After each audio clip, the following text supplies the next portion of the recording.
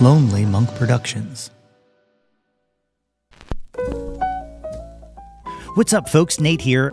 We have a great episode for you today coming up. I'm joined again by my co-conspirators, James and DX Ferris, for another Christmas roundtable. It is a lot of fun, and I hope you enjoy it. But ahead of all of that, I just wanted to kind of touch base and tell you where we're at and what you can look forward to throughout the end of the year and the end of the season here at Yo, That's My Jawn.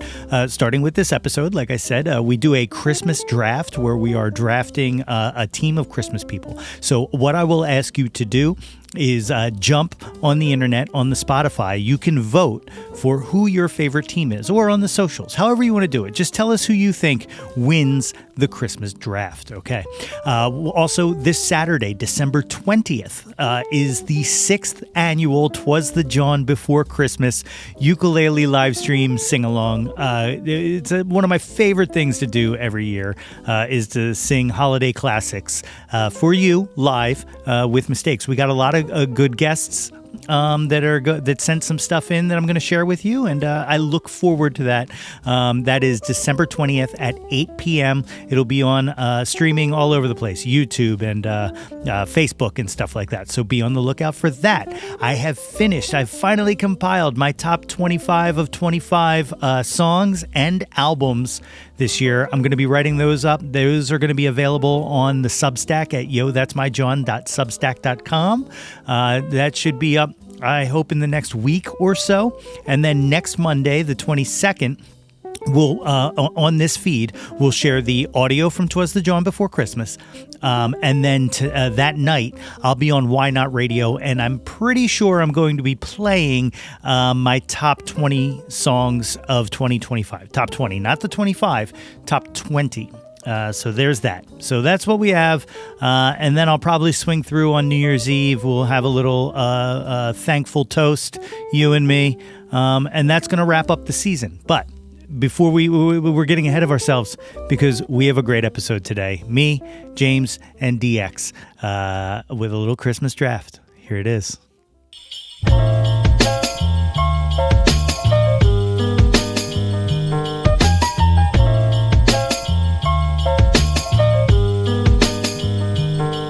Yo, Christmas is here, let's deck all them halls. Shouts out to Rudolph and to Santa Claus. The stockings are hung by the chimney with care, while the man and his reindeer take to the air. My man dropped off some gifts in exchange for some snacks, then back to the sleigh with his sack on his back. And I heard him shout as he flew into the dawn, Merry Christmas to y'all, yo, that's my Jawn. What's good, friends and family, neighbors near and far? Welcome to an all-new episode of the Yo, That's My Jawn podcast. The podcast, website, brand, movement, way of life dedicated to the embrace and championing of your passions. I'm your host, Nate Runkle, a.k.a. Nate 3.0, joined again, once again, yearly by the brothers Ferris, James, and DX. What is up, my friends? What's up, people? Happy holidays, yo. Good to be back. So every year we like to get together. We do a little Christmas roundtable based around a theme and stuff like that. This year's theme, we're doing a Christmas draft. We'll get more into that and what the details are in just a second here. But first, let me just see. Let's do a little Christmas temperature check. Where are you guys at this season? How you guys feeling? You know, it's been an odd transition for me. The fam and I went to New Zealand over Thanksgiving, and we were down there until Black Friday. And so they don't have Thanksgiving in New Zealand. So coming back, we didn't have that whole transition that Thanksgiving usually marks. So we went like straight from not Christmas to Christmas. You came home and arrived in Christmas. Yeah, which is a little bit weird. And, it's the little things that make that transition nice and part of the holiday. And we just did not get that this year. So it's kind of like I'm surrounded by all this Christmas and I don't know what to do with it. How do you survive without Thanksgiving leftovers? Are you we went to Subway. We went to Subway instead. Okay, good. Yeah. Well, at least there's something there. Yeah. Foot-long turkey sub? They do not have turkeys in New Zealand. So we got what they call a deli sub, which was really just an Italian sub. Interesting. It's kind of American. But no turkeys, but they have Italians. Okay, I get it. Yeah. Just when you think it's the perfect place, turns out it's not. Man, I'm still not in Pittsburgh. I've been ripped out of my motherland, my ancestral motherland. I'm in Ohio. It's snowy. It's cold. So the setting's very nice. Coming to you from the block that Chrissy Hine grew up on. Hey. So they say when the moon is full, you can still hear her sing and practice guitar. That's dope. And it's all right. It's feeling Christmassy here. That's good. Yeah, I'm starting to get into it. Like I do a side hustle at the local Regal Theater, and they've been playing Christmas music nonstop, and I've been just bathing in it. Like and like not the good Christmas music that I usually like the corny bad Christmas music that I usually reject. Yeah, and I'm kind of okay with it this year. It's weird. I don't know. Well, we were riding around in the truck for work. Like we often deploy in squads. And the other day was the first day that everybody was listening to Christmas music, and we're driving around and it's snowy and it's white and we're playing it. And it was really cool. And I was thinking, wait 2 weeks till we've done this 10 times and everybody's like, yeah, rocking around the Christmas tree again, huh? Yeah. Let's just put on the station where nobody plays more Linkin Park. Put that on instead. But for the first day, it was incredibly refreshing. It was nice. Like, Jingle Bells. I like this song. I remember that. Nate, I think I'm kind of at the age, and maybe you're at that age too. I don't know, but where I'm just kind of giving up on fighting the system. And yeah. It's like, okay, I'll just accept the bad Christmas music. I'm not going to win this one. It's so true. You know what I am rejecting this year, though? This is the thing that I fucking cannot stand. You know how, all right, so like, you know how everybody, it's now become like a thing, a laughable thing that everybody's like, oh my God, it's October and I already saw some Christmas stuff. Once Halloween went away, what about Thanksgiving? And everybody's like, bemoaning that. And I get it. Like, it's just because it's a reminder that we're dying. And so the thing, though, that's been pissing me off this year in that same kind of anger is when did we decide that year-end lists happen the first week of fucking December? Like, December doesn't exist. Like, they don't release like Avatar is going to be one of the biggest movies of all time, and people are already like, here's my year-end movie list. It's like, you have no fucking clue. What are you talking about? I hate it. I don't think Avatar is going to be on anybody's top 10, but okay, I get your point. Okay. Nobody thought the first one would be on anybody's top 10, including me. Like, I'm on the radio and they're like getting at me. They're like, we need your top 20 and your top 10 albums of the year. And I'm like, well, the year's not fucking over. Like, what are you talking about? We're only missing like 8% of it. Go ahead, roll with it. But that is how art works. You can just immediately digest it right then and there. It doesn't have to. It's ridiculous. But but art is for everybody technically, but not everybody deserves it. That's right. You tell them.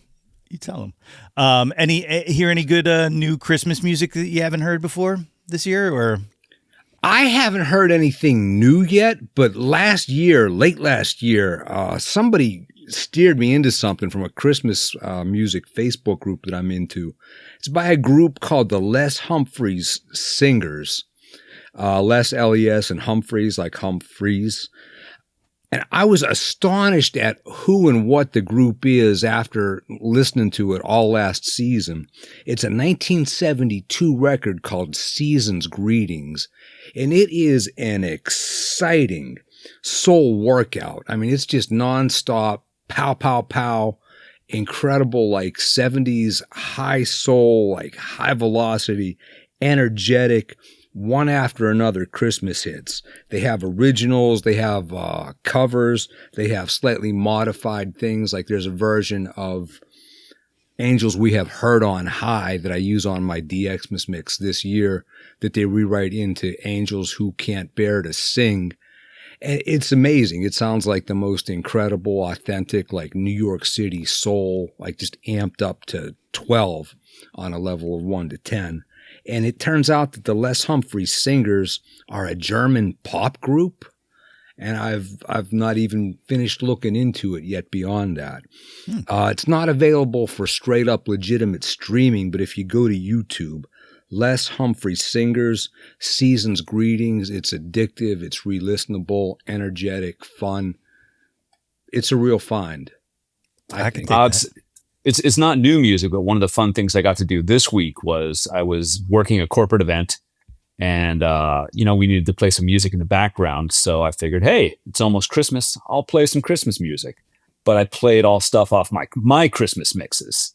So they got, a bunch of Sufjan, some Holly Golightly, some Manic Street Preachers, all the off the beaten path Christmas stuff. And I like to think I elevated that event. How'd it go over? No complaints? Nobody complained. I feel like that's the best compliment in my eyes. Like, I remember when I used to DJ and I used to sneak in my own originals. And like, to me, like, if nobody said anything, I was like, I'm just as good as this other white noise. This is awesome. Like, because if it was terrible, somebody would have said something. You know what I mean? Like, I have, however, been updating my canon a little bit. And from 2 years ago, my very cool younger daughter, as opposed to my very cool older daughter, turned me on to Peach Pit's cover of Sufjan's, speaking of Sufjan, the song Did I Make You Cry at Christmas? And it was my first exposure to that song, so I'm partial, but I think Peach Pit owned that song, all respect to the original version. So my updated Christmas... My updated Christmas canon is Peach Pit's cover of Did I Make You Cry at Christmas? Well, I got to check that out. The one that I listened to, that I've been listening to a bit, is Paloma Faith put out a Christmas EP. Well, it's like half a Christmas EP. And it's got, she does Christmas Prayer and Santa Baby on it, which is cool. But the thing that's been really like getting me is she also on there has a cover of In Excess's Never Tear Us Apart. Really? It's fucking great. Yeah, it's great. I always love that song now. Yeah, exactly. Like, I was sitting there and I'm like, it comes on after Santa Baby, and I'm like, it's like starting, and I'm like, is this like a Jingle Bells Never Tear Us Apart? And no, it's just a straight up cover, and it's great. but it fits. Never Tear Us Apart at Christmas. Yes, ooh, yes. Ooh. And I've written that down. And then I've been listening nonstop to Christmas in Hollis this year, hence the sweater, because I've been rewriting it as Christmas in Philly, and that should probably show up in the "'Twas the Jawn Before Christmas," just minus another vocalist who wanted too much money to do it. If only an established Philadelphia rapper would, as a Christmas gift, grant you that appearance, waive that feature, his feature fee. Then studio version coming 2026. That's right. Not naming names. Keep an eye out for the Kickstarter on that one, because I don't know how else to justify it. Worth every penny, no question. That was like what just happened was like 3 Men and a Little Baby with the ghost boy in the background. That was awesome. That was Max. Hey, Max. That's funny. So we're going to do a Christmas draft today. We've done Christmas favorites. We've done Christmas songs. We've done, what did we do 2 years ago? TV shows. TV yeah, shows. Christmas TV Let's shows. do that one again. Yeah, now that I've seen the fishes, you guys were right. That was a fucking motherfucker of a Christmas episode. Everybody. 10th anniversary of Nate not watching A Very Merry Christmas. Jeez, it's some happening. people don't like Christmas, James. I don't know this what year. to tell you. I swear it's happening. Okay, and hey, as a reminder, the rest of the agenda, 12 o'clock is the Zuzetta Tarzay tournament. We're going to do that. That's a roller skate type of lacrosse and croquet. 1 o'clock, Nate keeps saying I'm scared to lick the flagpole. I am not scared, mother puncher. We're going to show you guys. So we're going to go outside of the flagpole. I'm going to lick that. And then what do we have scheduled after that? Oh, Kill Bill, The Whole Bloody Affair from 2 o'clock until 8, I believe. Yes, definitely. Best Christmas ever. It has a snow scene, so Kill Bill is a Christmas movie. Kill Bill 1. So the Christmas, well, there is no 1 or 2 anymore. There is just but 1. So I'll take it. So the Christmas draft this year that we're doing, we are compiling our own teams, so to speak. And the makeup of this team is going to be 1 Claus, 1 elf, 1 somebody who loves Christmas, 1 person who hates Christmas, a musical guest, and then a wild card. something that anybody, anything you want it to be. And you don't have to pick in order. We did a little random generator to pick the order of combatants here. It's going to go James first, then myself, then DX, and then it's a snake draft. So then DX goes again, then I go, then James goes, then James, then me. Until we finish it up. Like I said, you can pick any category you want when it is your turn to pick. And then we're going to present our teams at the end to the audience, and the audience can vote and tell us who all won, who has the best Christmas team assembled. How long do they have to vote on that? I mean, they could vote till next year. Well, yeah, we'll say till we'll say till the holiday. So till what's important is you vote Team Ferris. Well, then you got what about me? No.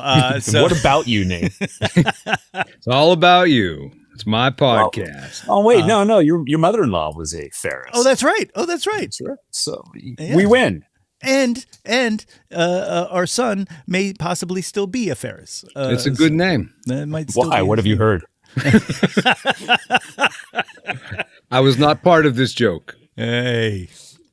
All right. So let's kick it off. The 2025 That's My Jawn Christmas draft. James, take it away. Before we get rolling, do we have any veto votes in that? I don't think so. Okay. No, but once somebody's off the board, they're off the board. So you could even, defensively take somebody if you wanted, just to screw somebody else's if you kind of see where they're going with their list. So, Christmas draft 2025. All right, I'm going to kick it off with a Claus. So one of my biggest peeves is the Christmas trope of it's Santa, but he's an axe killer. Or yeah. It's Santa, but he's a bad person. It's Santa, but I hate that. I think it's one of those things where the first time you hear it, you're like, oh, okay, that's not bad. But then you come across like your 10th bad Santa, and the returns have just been greatly diminished. But the one Santa you never or rarely hear about is the miserable Santa who's being forced to do his job. So I am drafting the Santa from the short story Nicholas Was by persona non grata Neil Gaiman. The short story of which is very short, but I will read now in its entirety. Give it. Nicholas was older than sin, and his beard could grow no wider. He wanted to die. The dwarfish natives of the Arctic caverns did not speak his language, but conversed in their own twittering tongue, conducted incomprehensible rituals when they were not actually working in the factories. Once every year they forced him, sobbing and protesting, into endless night. During the journey, he would stand near every child in the world, leave one of the dwarves' invisible gifts by its bedside. The children slept, frozen into time. He envied Prometheus and Loki, Sisyphus and Judas. His punishment was harsher. Ho, ho, ho. It's awesome. It's awesome. I can't. I won't disrespect the art to the unmentionable. But yes, good pick. Good pick. That was a brilliant choice because brief enough that I could make a clip of that. There you go. So I'm always thinking of content. I win. Okay, thank you. We'll see you next year. For me, for my first, for fear of losing them, because this is the one category I was weak on, because I was so hyper focused on my pick, I'm going with Hates Christmas, and my pick is Phoebe Cates' character Kate Berenger from Gremlins, who hates Christmas.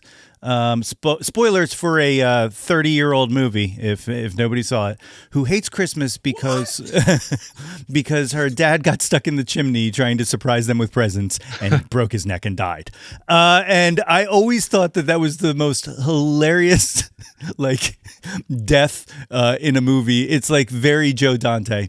And I always love that. But watching it recently, I don't think Katie had seen it or if she had, she'd only seen pieces of it. And we were watching it, and she goes, "You watched this when you were a kid?" And I was like, We yeah. all did. I was like, yeah. That's and what's wrong with the world.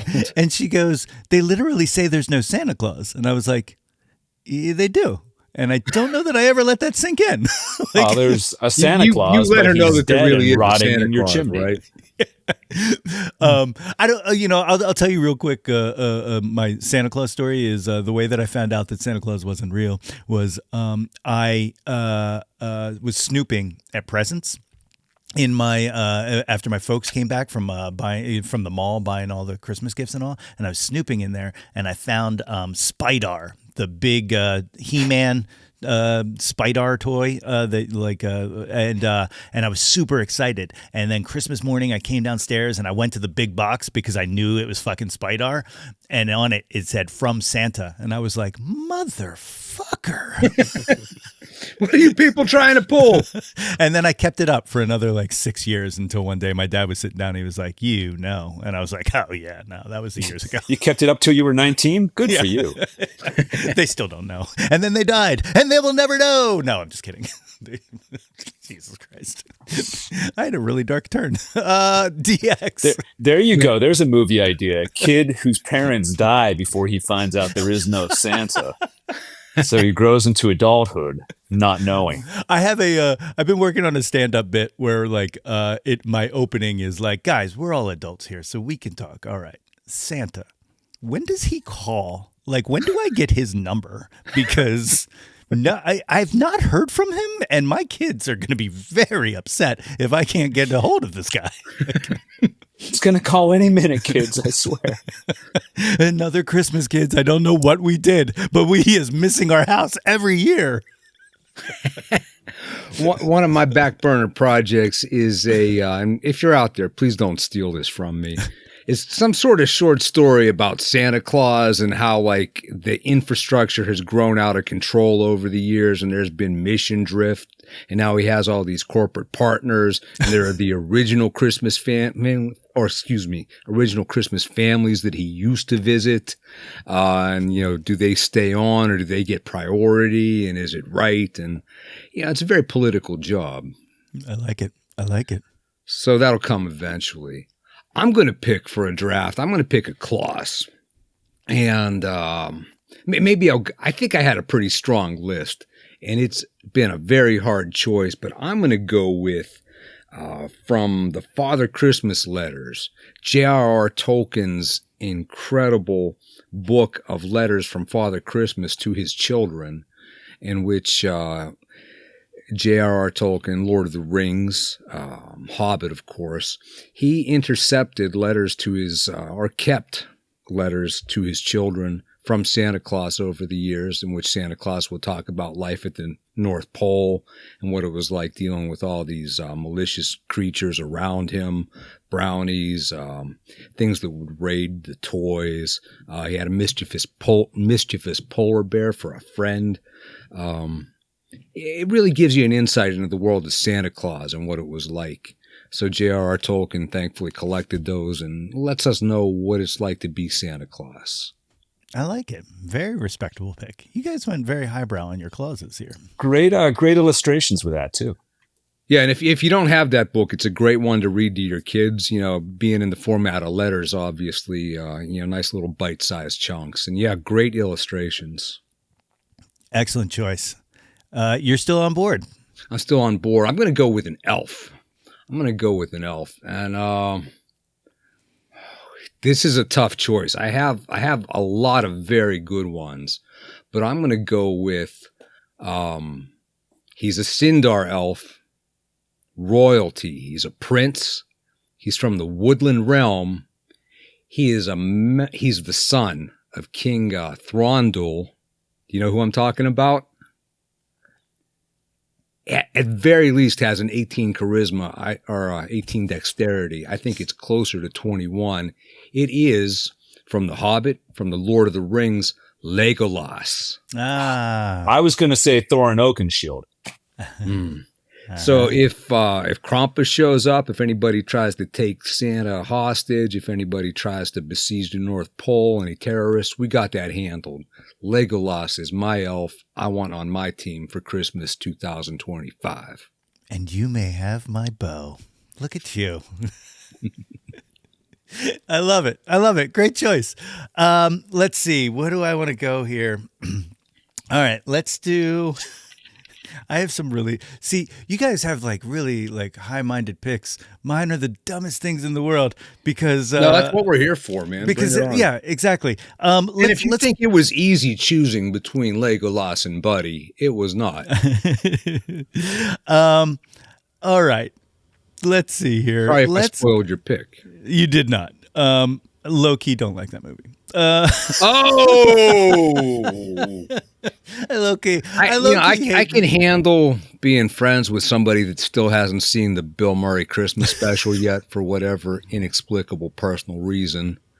But no elf, Nate? Come on. It's fine. It's mostly fine. I forgot. You don't like Jon Favreau. Look, here's I think I shared the oh wait, you don't like Elf or you don't like Lord of the Rings? No, well yes. Here's your shot. Keep giving yourself it. No, I like Lord of the Rings. It's just too fucking long, man. And I can't do proper nouns. Like, this is a problem. This is my own problem. I'm not putting this on anybody else. Made up proper nouns just fuck with my head. I'm like, what are we even talking about? That's not a thing. One of the things we did in New Zealand was we visited Hobbiton, the Hobbiton set. I think I sent you guys pictures. Yeah. But that was about as magical an experience as I'm ever going to have. Yeah. I believe it. Yeah. I believe it. I don't know if you've ever been to Disney World and done Rise of the Resistance, the Star Wars immersive experience. I fucking cried, man. Like, I legitimately, like, stepped out, and there's just this wall of stormtroopers, and I was on a fucking loading bay, and I was bawling my eyes out. Like, I was just overwhelmed, like, shaking and trembling. Like, that kind of stuff's magic to me. So I would love to go to Hobbiton. Like, and I don't even like those goddamn movies. Wait, you were in a loading bay. Are you sure you were at Disney World and not at some warehouse in Philadelphia? that was Best Buy, Nate. Best Buy, yeah. All right, let's close out Claus. I'll take a Claus here, and this is why I said you guys went high-minded and I went really weird. And then at the end we should regroup on some of our others that we were toying with. Did you give an elf? I didn't give an elf yet. Okay. I'm holding off on my elf because I still want to see how things go here. But I'm going. Everybody knows. I think everybody knows how big of a fan of "I Think You Should Leave" I am, and Tim Robinson's comedy is without a doubt the thing that has kept me above water the most in the past few years, from spiraling into darkness. And so for my Claus, I'm taking the Kris Kringle Detective Crashmore. The sketch where Santa Claus decides to try to start an acting career and plays a gritty cop, and it flies off the handle whenever anybody asks him about Santa Claus. Played by the late great, he just passed away this year, Biff Whiff. Was the guy's name, and so for my Claus, I'm taking Detective Crashmore. I don't know that skit, but I mean, I Think You Should Leave is very hit and miss for me. But when it hits, oh my god, yeah, it will leave you rolling on the floor. There's a sketch with Tim Meadows from season 3 that I legitimately had to pause it because I thought I was going to die. I did an absolute spit take in my house. I spit water all over the living room, and then I couldn't breathe. And and I was like, if this is how I go out, because Tim Meadows is just fucking hilarious. Well, then I lived a good life. Tim Meadows is hilarious. I saw him do stand-up, and absolutely one of the funniest people I've ever seen. Yeah, no joke. He's really good. We've all seen Peacemaker season 2 at this point, yes? Of course. Who wouldn't watch such a quality show? Yeah, I mean, we're people who are into culture. We're people who are people And we who want to support popular comic book things that we movies. like. Elf. Right, Nate? Yeah, Elf. Right, Nate? Lord of the Rings. Right, James Gunn. Nate? We're on it.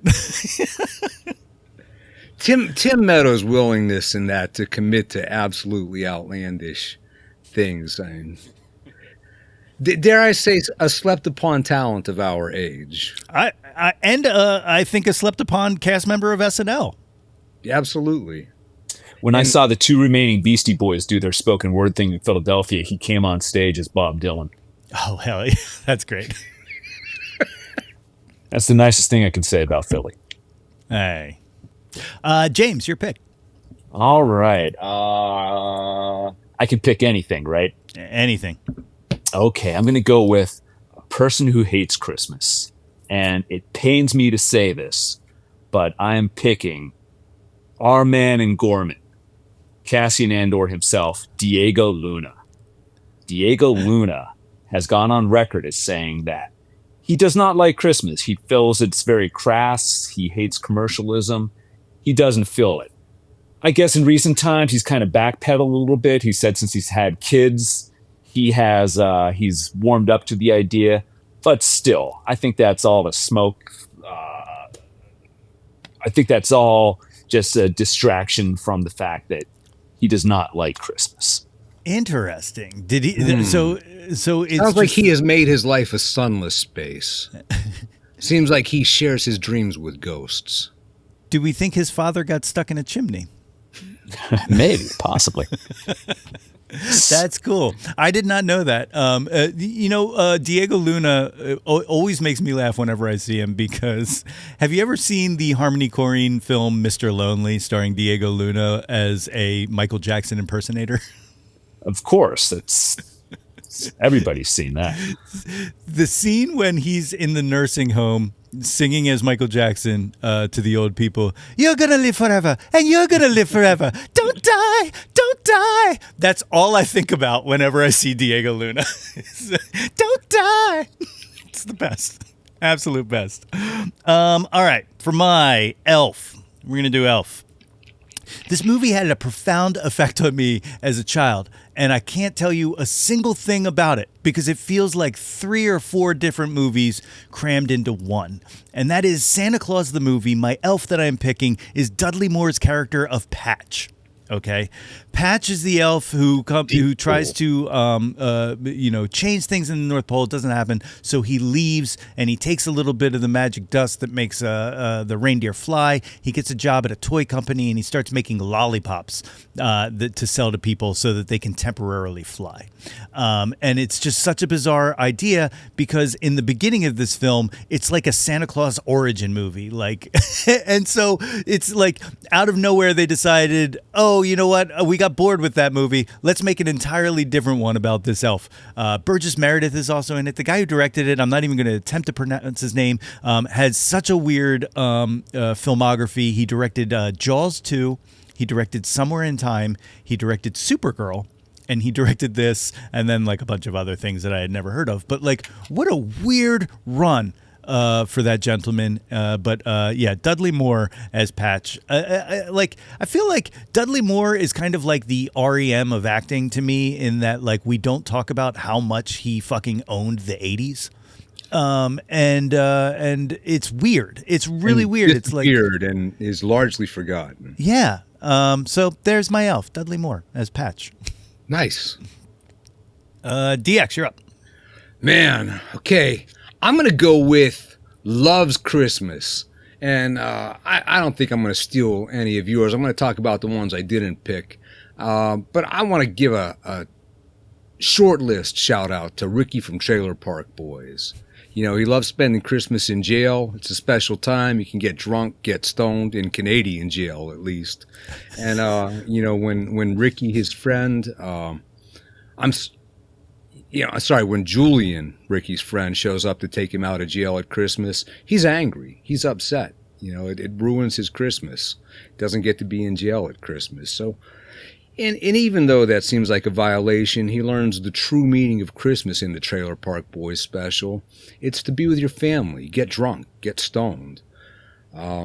So he does learn a lesson. You don't have to be in jail to be drunk and be stoned and be wasted with the people you love. I like it. And I guess it is better to be with the people you love than the people in prison. But my pick for it really is, this year, I'm just getting right into the deep on Christmas. I'm not saving the good stuff for later. So I've already watched the Community Christmas episode from the third season, Regional Holiday Music, which is the best 30 minutes of Christmas or best 30 minutes of anything ever put on TV. It is a magical realism Christmas episode that just drops from sitcom into a musical with magical grace. Just happens out of nowhere. It's amazing. It's the only TV show that I've ever applauded at when it was over. I mean, I loved the show. I was a convert, or I was in early on. I thought I knew what I was getting into when I sat down to watch that show, but it was amazing. And every year it just gets a little bit better to me. So for a character that loves Christmas, I'm going to draft Abed Nadir, Danny Pudi, half Polish, half Muslim.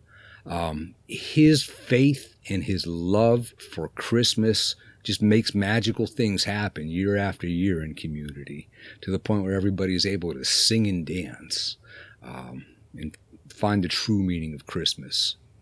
It's an excellent choice. Abed Nadir, Community. Big and fan. If you haven't seen Community Season 3, get thee to a television.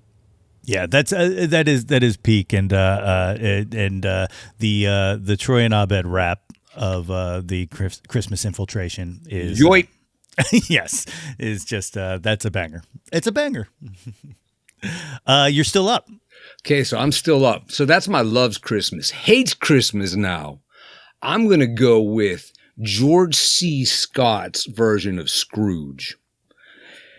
Scrooge is Christmas staple, obviously. It's been done a million times, but for my money, there are only a handful of really good ones. Most of it, especially in like the Jim Carrey creepy animated version with that early motion cap, with most Scrooges, there's no point to Scrooge being a Scrooge. He's just a jerk. He's just miserable. And especially in the Jim Carrey version, the show is the passion of the Scrooge, like the passion of the Christ. He's just miserable and he's sad and he gets hammered and he gets hammered. And then all of a sudden one day he decides, I'm going to be good. In the good Scrooges, I'm partial to, I almost picked Bill Murray Scrooge. He has the same quality to him. But I didn't want to pick Bill Murray, somebody you're clearly unfamiliar with.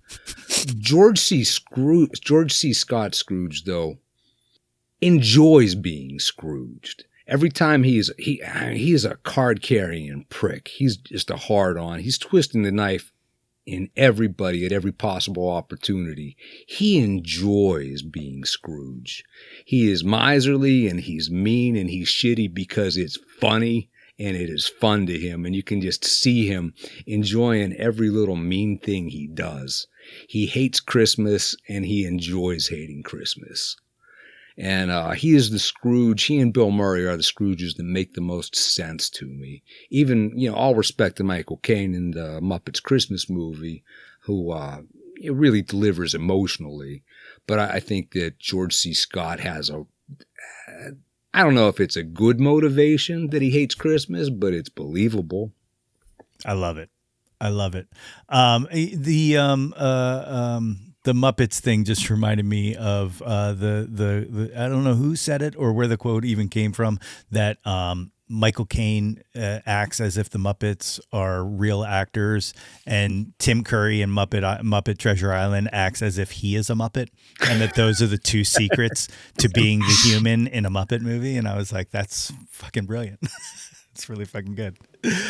For my Christmas loves, I'm really torn because I have two that I really love here. So I'm going to go for the one that I just added last night, and I can't believe I completely forgot about it. It's fucking Linda Belcher from Bob's Burgers. Oh my God. Bam. Here is a show. Draft is over. You win. Here is a show that low key has never fucking missed a pitch. Like, they're just so good. I think we've talked about it in the past, but the Philip Glass episode, Christmas episode, makes me bawl my eyes out. It's wonderful. It's so incredible. But all of it is all surrounded by Linda's love of Christmas. And one of my favorite episodes is one of the recent ones where they go away to Fish Odor's hunting cabin, and she is just doing everything that she can to save the Christmas tree that they bought. The tree, Bobby. And he's down there. He's so lonely. Just absolutely my favorite, and never ceases to put a smile on my face. So for my Christmas, I cannot believe that we are. Is it 13 or 16 seasons in the Bob's Burgers? Something like that. Yeah, I'm lucky. I got into it early, and I said immediately, like, this is the new Simpsons, and it kind of has been, kind of not. Where it has succeeded, where The Simpsons, I won't say it failed, but The Simpsons early on was the story about a loving family who meant well, and Homer might not have been a great parent, but he could give Bart some useful life lessons, and they would make it through the holidays, and it was okay. And Bob's Burgers, instead of growing into some sort of big cultural meta thing, has remained a moving, heartwarming show about a family who are not perfect and are maybe selfish. No, definitely selfish, but they love each other and they make it work. Yeah. And they have a lot of great Christmas songs too. If you're out there and you like Christmas music and you like TV, pull some of those up. And Thanksgiving songs. Kudos to the team. The cranberry sauce. We're having mashed potatoes. Man, thank you for loving me. Next year we're singing Bob's Burgers song. That's My Jawn 2026 musical episode. We'll do a Thanksgiving episode. Since they stopped, I don't know if you know this, they stopped making Thanksgiving episodes because supposedly it doesn't translate outside of the U.S. So instead this year they did a Thanksgiving short on YouTube. Yeah, I just found out about that. I didn't realize that was why they did it. Yeah. Yeah, try making a Bob's Burgers reference in New Zealand, huh? James, you're up. All right. I'm going to go with a musical guest. So to set the scene, it's Christmas Eve, you're at home, maybe you have a cup of hot chocolate in your hand, you're sitting by the fire. There's a knock on the door, you open it up, who's there? It's Johnny Cash. And he has a guitar with him, and he's going to sit down, sing some songs, tell a few stories. Now, I will admit, it's cheating to say Johnny Cash a little bit, because there's not a single holiday where there's a knock at the door, and it's Johnny Cash would not be absolutely perfect.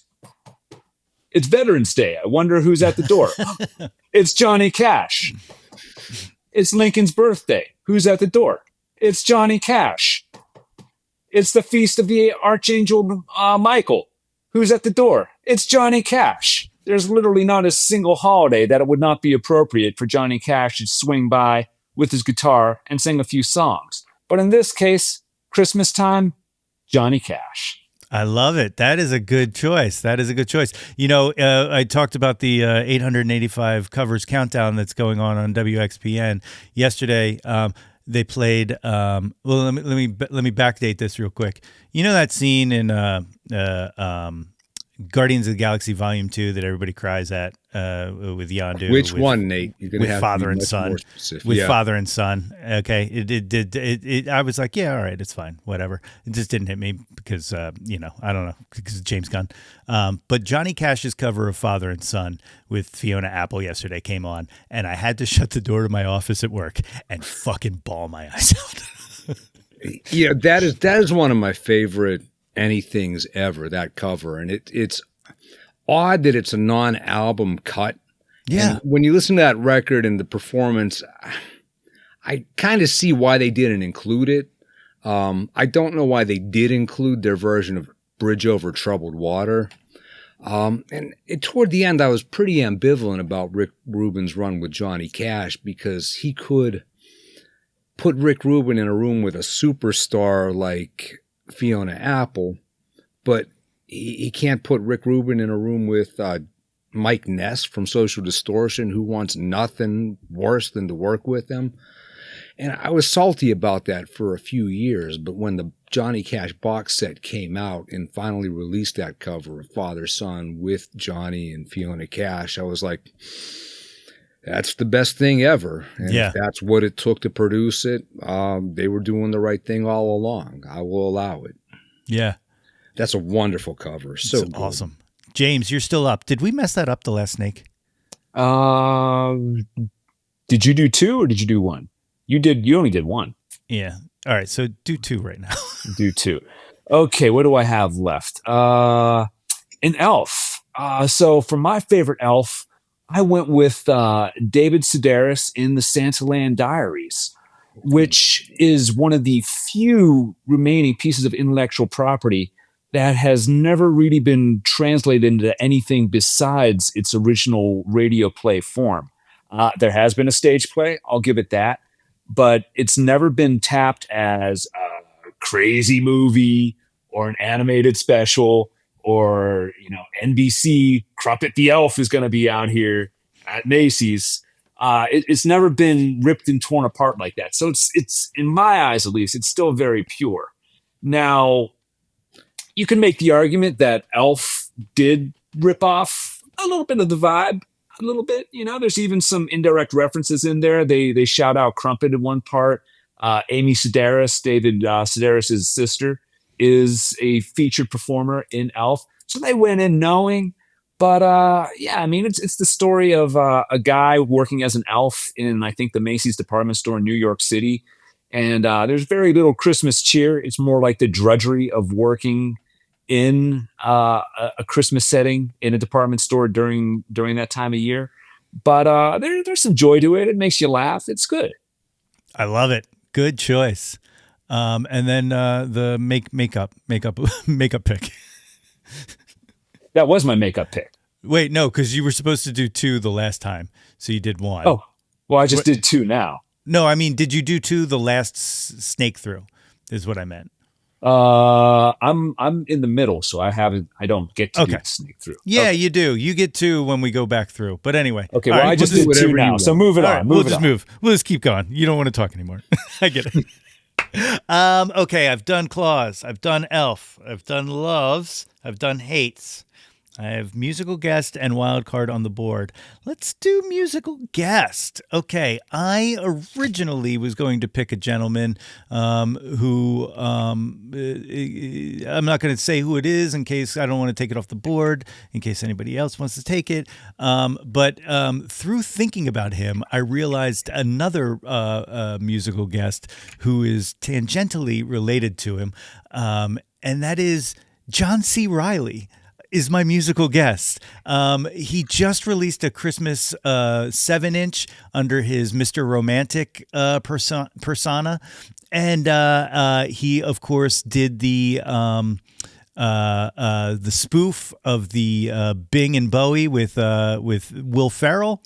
And so I think my musical guest is John C. Reilly.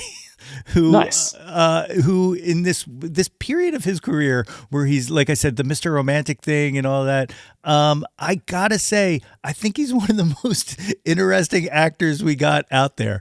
I'm just a big fan. So I think he'd be a great musical guest. And fun.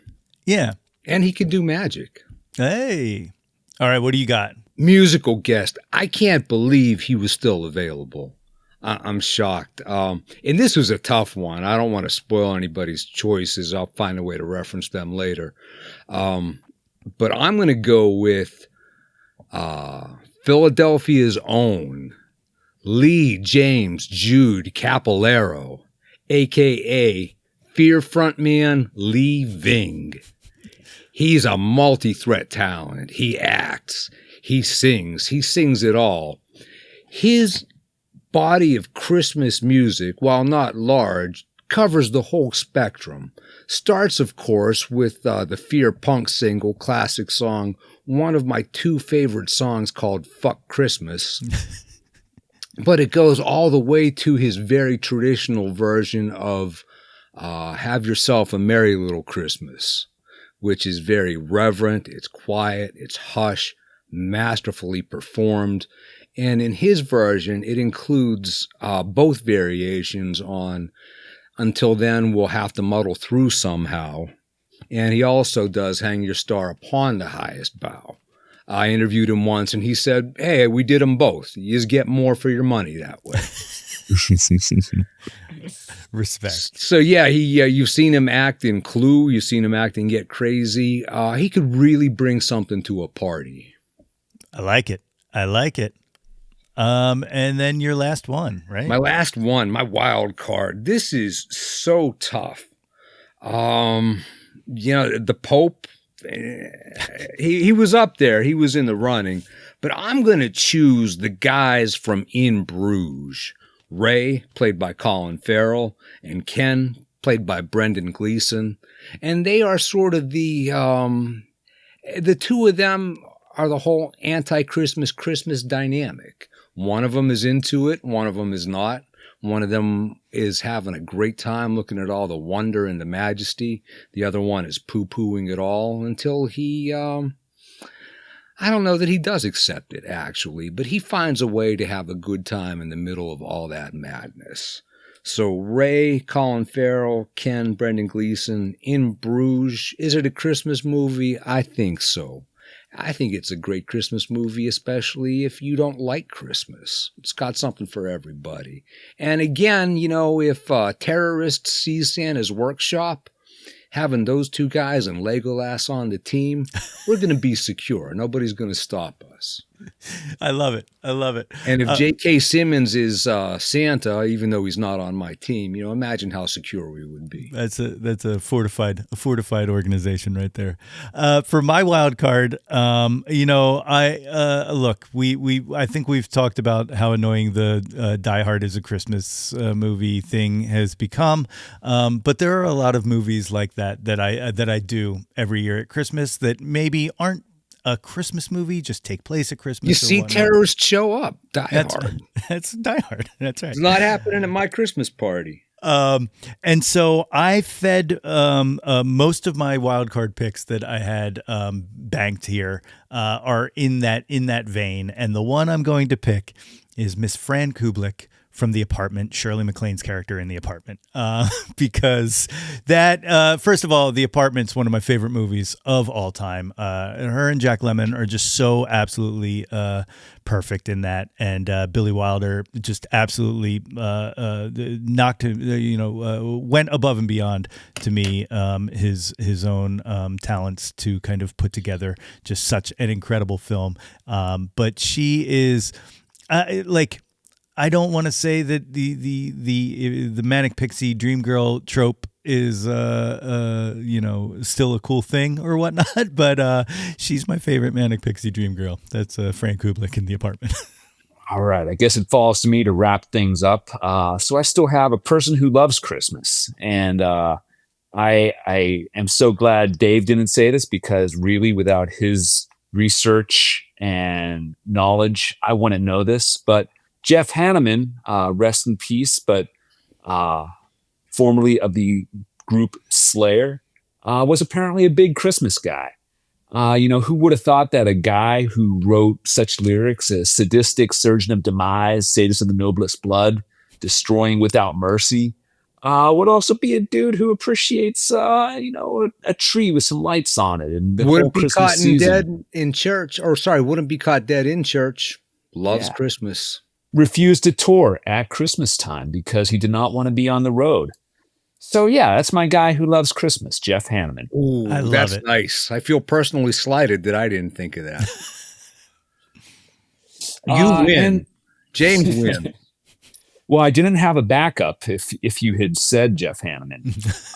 But that said, my wild card is a guy who both hates Christmas, but then loves Christmas, and perhaps is the Christmas MVP as well, Jimmy Stewart. I don't know if there's anybody who really personifies that trope of somebody who really learns the true meaning of Christmas and family and friends and what they mean to his life better than Jimmy Stewart in It's a Wonderful Life. Killer answer. I like that a lot. And also Indiana native. There you go. Yeah, that's right. I love it. Top of Vinegar Hill. Let's run through our list. My Claus was Detective Crashmore from I Think You Should Leave. My elf, Dudley Moore as Patch. My Christmas love was Linda Belcher from Bob's Burgers. My hate was Phoebe Cates, Kate Berenger from The Gremlins. My musical guest was John C. Reilly, and my wild card was Shirley MacLaine as Fran Kubelik in The Apartment. James, what was your full list? My full list was A Claus Nicholas Was by Neil Gaiman, an elf, David Sedaris in Santaland Diaries, Person Who Loves Christmas, Jeff Hanneman, Person Who Hates Christmas, Diego Luna, musical guest, Johnny Cash, and wild card Christmas MVP, Jimmy Stewart. That's hard. That's a hard list right there. DX, what was solid. Yours? Nice. My Claus was the British version of Santa Claus Father Christmas as depicted in J.R.R. Tolkien's Father Christmas letters. That high modern, pre-commercialized Christmas, Father Christmas, Santa Claus. So my Claus, J.R.R. Tolkien. My elf, I got a theme here, Legolas from Lord of the Rings. Warrior elf, loves Christmas. Abed Nadir from Community. Special, takes it personal. It's a huge part of his emotional year. Hates Christmas, George C. Scott's Scrooge.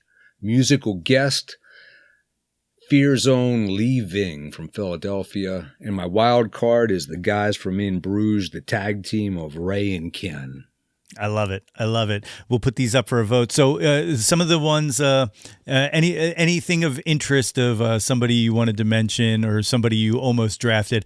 I'll tell you, in my wild card, I was talking about Christmas movies that aren't Christmas movies. I thought about Batman for Batman Returns. I thought about Rocky Balboa because the fight in Rocky IV takes place on Christmas Day. And then for Claus, the reason I specifically said a Claus is because I was originally going to draft Fred Claus. I was going to zag on that, and I wanted to get some energy in there like that. And then there was somebody else that I also, for Christmas Loves, almost drafted Drew Latham, which was Ben Affleck's character in Surviving Christmas. Now that would be in bad taste. That would be over the line. We do have some reference for Christmas. I also had Affleck dressed as Santa in Reindeer Games because I was just trying to get some Benergy in there. But a modern holiday flick that I've kind of come around to lately. Four Christmases with Reese Witherspoon and Vince Vaughn. Are you guys familiar? Yeah, that is on cable constantly. I've never watched the entire thing, but I've probably seen the entire thing because it's brilliantly broken into little vignettes and you can just digest it in bits. And the cast in it, holy geez. Tell the people. Solid flick. It's got some, it's got a great series of cameos by Jon Favreau. So there's that whole swingers energy in there, interplay between him and Vaughn. It's got some truly funny moments.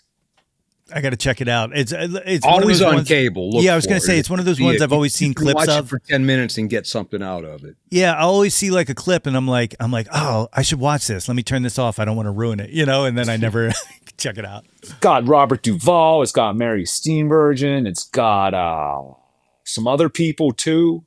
Hey, other people. Sissy Spacek. Sissy Spacek. Yeah, Sissy Spacek. Good gosh. Yeah. My pal Skylar Fisk's mother. And of course, the Peacemaker Christmas episode. Is that a thing? Nate, what's your favorite part of that one? Is that a thing? Oh, how about that? Well, Nate, I think you would enjoy comic book culture. I think you should look into it. I'll think about it. Maybe you can ask your viewers if they want another one of these. I was hesitant to reveal some of my alternates, but I think this is a concept that has legs. I think this is something we could do, if not next year, then in future years. And I think by revealing next week. some of our, see you there, same bat time.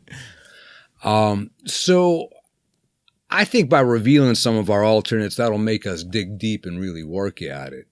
Claus has so many good ones. I nearly went with Kurt Russell from the Christmas Chronicles. Tom Hanks in the Polar Express has a sublime, inexplicable, some would say nonsensical take on the character. So there's that. Another great elf. I was afraid you were going to take Legolas, maybe, but I had forgotten about your hatred for it. But it is kind of a sausage party what we have here. I should have looked a little bit closer. My second pick for an elf would have been Evangeline Lilly, leader of the Mirkwood Elven Guard, skilled with a bow and arrows, Sylvan elf, lower ranking elf compared to like Galadriel or Elrond, captain of the Mirkwood Elven Guard, Tauriel. So she's a good one too. In retrospect, is it too late to swap her out for Legolas? I feel like I would not be losing anything from the team in terms of skills and ability if we took her. Clark Griswold was an obvious choice for Love Christmas, but I wanted to go a little bit deeper. Musical, and let me use this as an excuse to remind people of my canon of great modern Christmas music. This was a tough one. Bill Murray Christmas Special. We've hammered you enough about that, but that is absolutely a modern classic with a lot of guests in the great variety show tradition.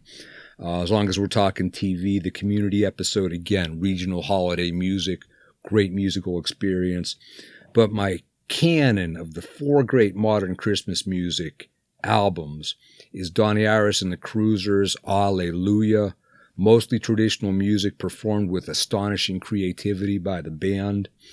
Rudy Cassoni, a.k.a. actor Toby Huss of the movie Weapons, has a funny R-rated album called Snowballs, S-O-N apostrophe balls. I really thought that's where you were going to go for musical guest, to be honest. Yeah, that was a tough choice, but he was in Weapons. He's having a good enough year. He's doing fine.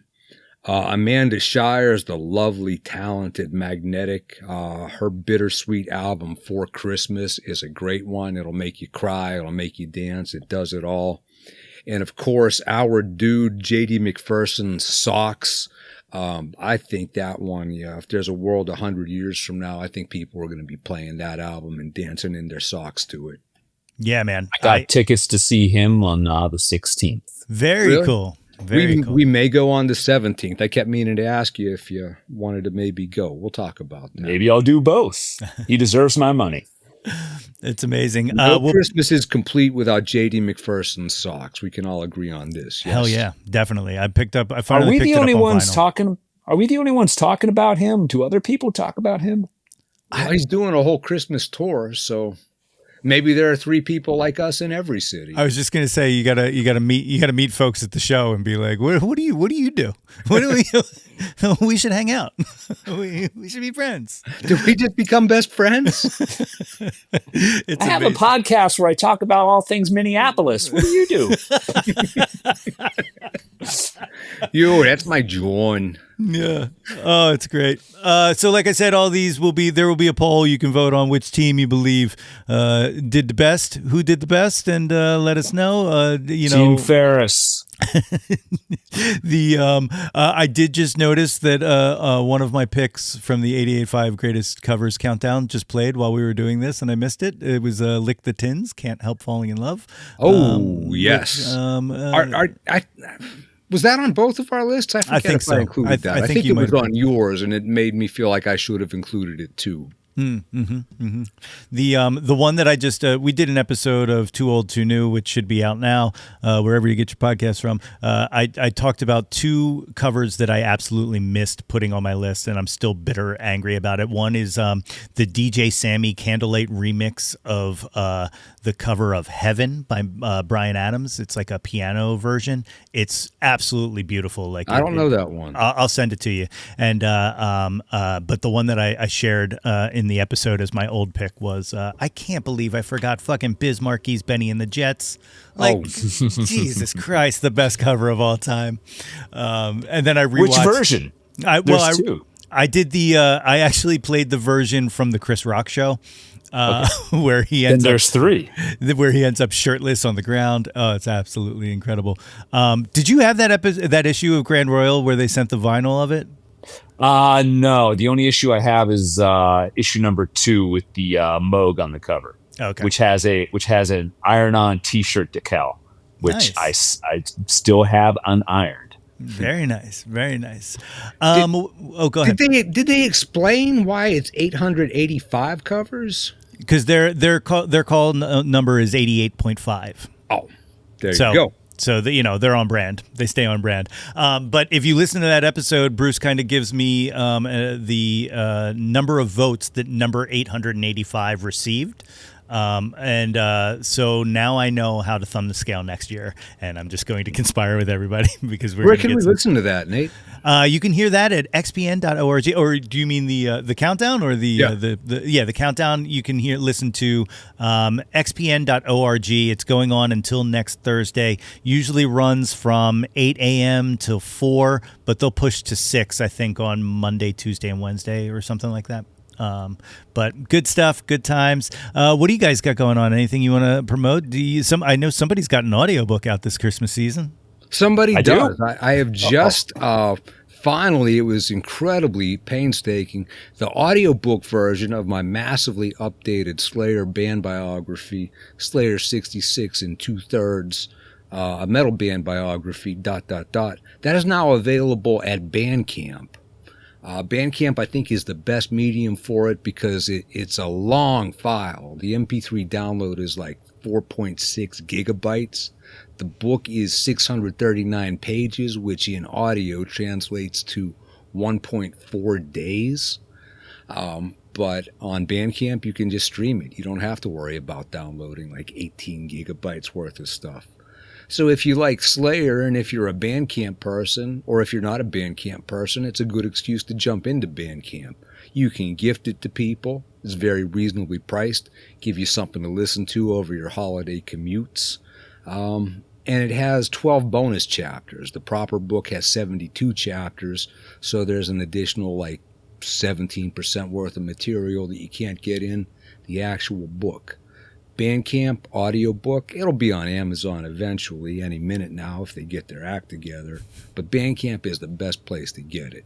If you like Slayer, check it out. Put a lot of work into it. What's that web address?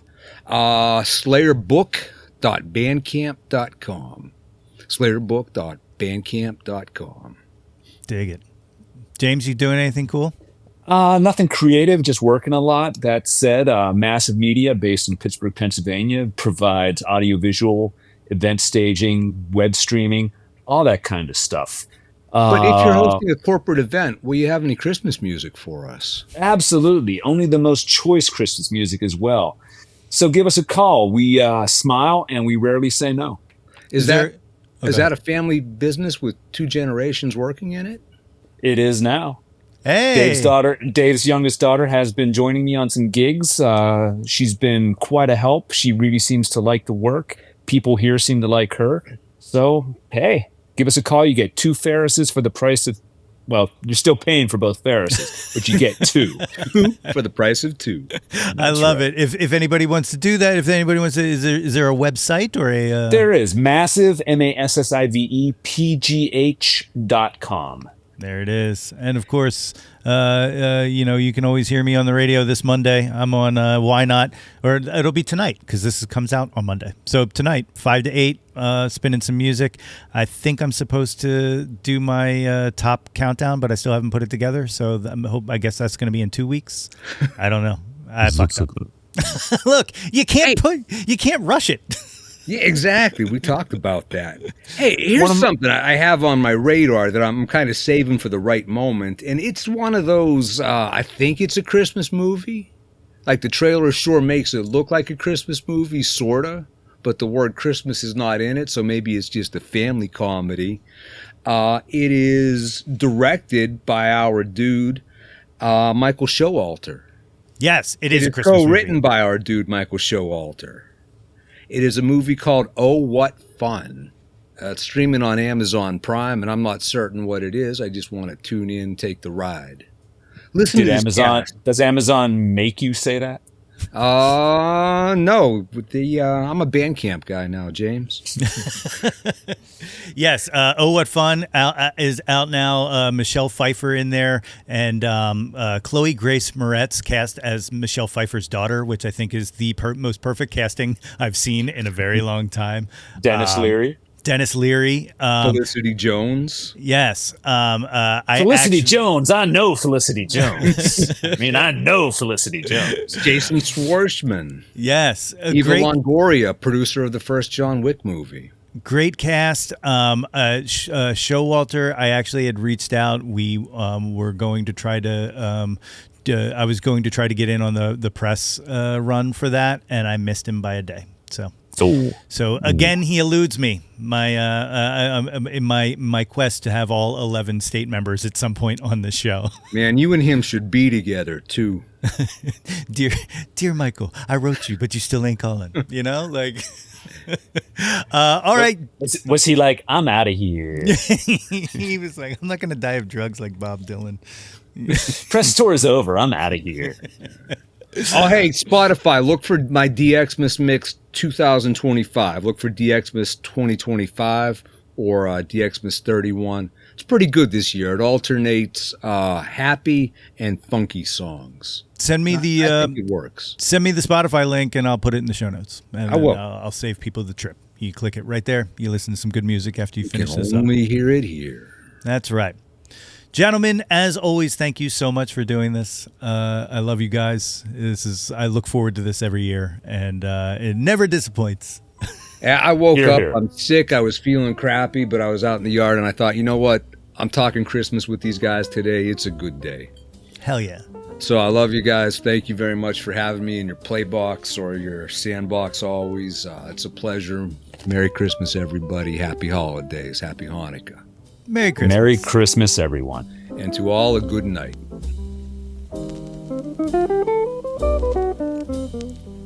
Yo, That's My Jawn is a Lonely Monk production.